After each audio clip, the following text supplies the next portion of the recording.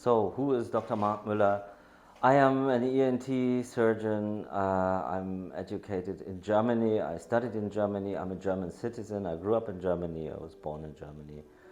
And I only left Germany in 2004 completely to move to Dubai, mainly because I got the opportunity to do more plastic surgery when I joined a company called CosmeSurge.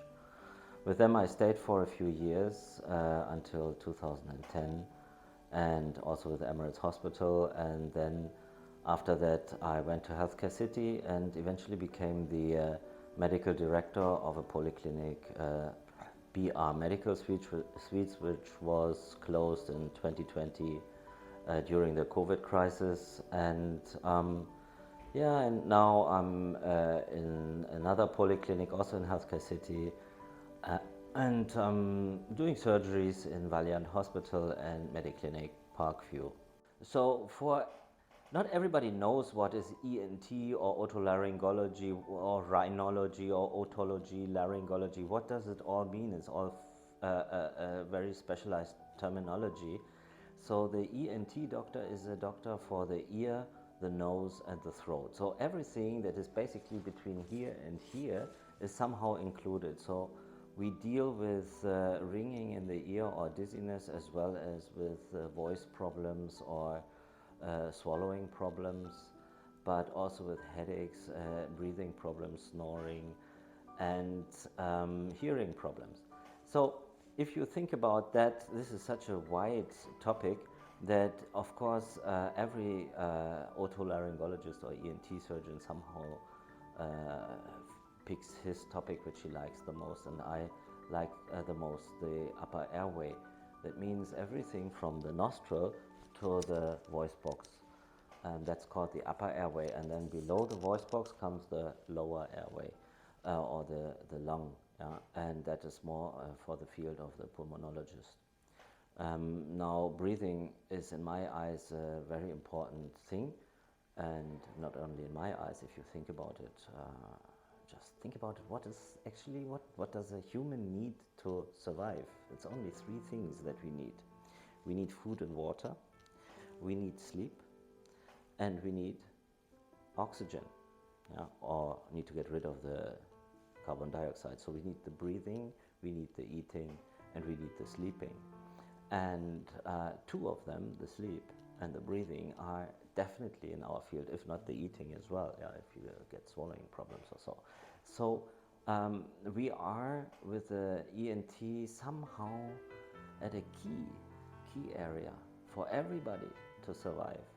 And that makes it really, really interesting. And if you look at the nose in particular, with the two nostrils, yeah, did you ever ask yourself, why do people have these small nostrils reaching downwards? Why is there not a big funnel that you just hold in the wind and just catch the air? Yeah? There is a function with this, and it is all for a reason, that it has this size, and everything is very fine-tuned to act like a security entrance. But I can explain to you more later about this, but that makes it very interesting. And then the shape of the nose obviously also has an impact. Not only a psychological impact, but I want to come to that first. That's actually really, really interesting. Did you notice that, or what would happen if you would ask a child to draw a wizard, an old wizard with a nose? The child will make a very long nose, hooked downwards and with a wart on top or so, yeah? But a child will not draw a wizard with a short nose. That is because we have an inborn experience that the nose grows all our life. And with a growing nose, obviously, that is a sign for something, for an elderly person, for a person that has power. So you're asking me now, what can be done about the shape of the nose? And there are obviously thousands of different questions that people have with their noses. Some people have crooked nose, some people have whatever, botched noses or irregularities or so that bother them.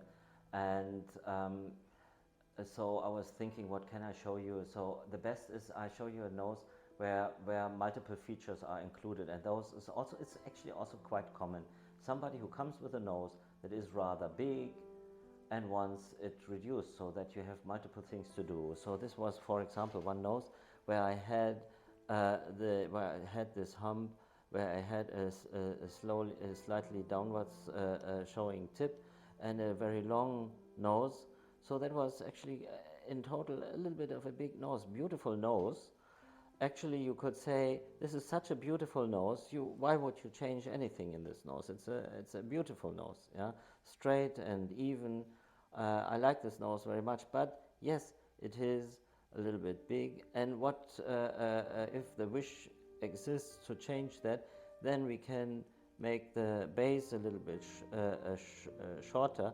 We can rotate the tip upwards, and we can make the entire pyramid here a little bit shorter, and then the result looks like this here. That is 2 weeks or 4 weeks after the surgery. You can see here was something shortened, and here's still a little bit of a wound that needs to be attended, and here this is the natural bridge of the nose and shorter tip and a little bit upward showing, but that's the same person and it looks completely different. Now this is things that we can do, and of course everything that is in between or other things can be done. I mean, it always depends on the patient. If the patient can clearly say what they wish, and then if we are totally on one page and we understand this is your wish, this is what you can achieve, this is what I need to do to achieve this, and then we discuss it clearly, and the patient knows, all right, okay, this is what I can have. Yeah, of course you cannot change your entire face when you change the nose, or your entire life, but sometimes it is the first stepping stone.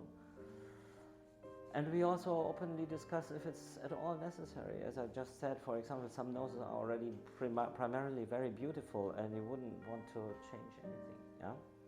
And then I help you also to keep your nose as it is. Yeah, I like that actually. I rather prefer to keep the natural. So thank you for watching my video, and I hope to see you all in my clinic. Bye.